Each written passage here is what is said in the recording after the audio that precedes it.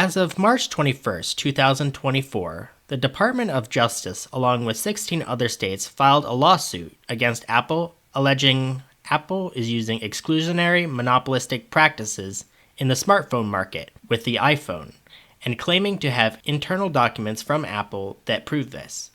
I will be referencing the official complaint PDF from the DOJ website, which is linked in the description. The DOJ's first claim is that Apple harms competition by imposing contractual restrictions, fees, and taxes on app creation and distribution. They point out three aspects to this claim. The first is that Apple exercises its control over app distribution and app creation and claims that Apple's restrictions stop or delay software developers from innovating on the iPhone platform when it comes to apps and software. The second aspect that they claim is that Apple drives iPhone users away from other products and services that compete with them, making it difficult for them to switch to a different smartphone. The third aspect is that Apple collects 30% commission from third-party app creators on any downloaded app and all in-app purchases. One example of these aspects is that Apple prevented super apps from competing with them by prohibiting developers from offering super apps, which is an app or program that offers the functionality of multiple smaller applications and can act as a compatibility layer that can host apps without requiring developers to use iPhone APIs or code. Another example is that Apple prevented developers from offering cloud gaming and other cloud streaming apps, which enables users to run more intensive programs without having to process them on the phone itself.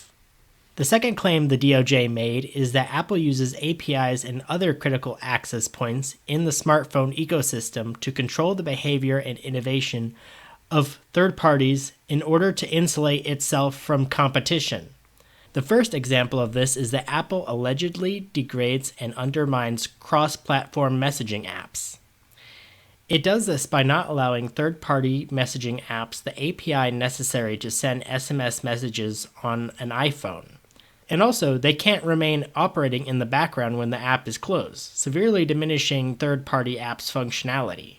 Another aspect that supports the second claim is that Apple impedes the development of cross-platform smartwatches. For example, Apple prohibits third-party smartwatch developers from maintaining a Bluetooth connection after it's been disconnected, which is not an issue if you use an Apple Watch with your iPhone. There are several other third-party apps being restricted and/or limited as well, such as digital car keys, digital wallets, and cloud storage. Overall, the primary argument the DOJ is making is that Apple has a monopoly on its software on the iPhone platform. One counter-argument that Apple has made is that these restrictions are to protect users' privacy and security.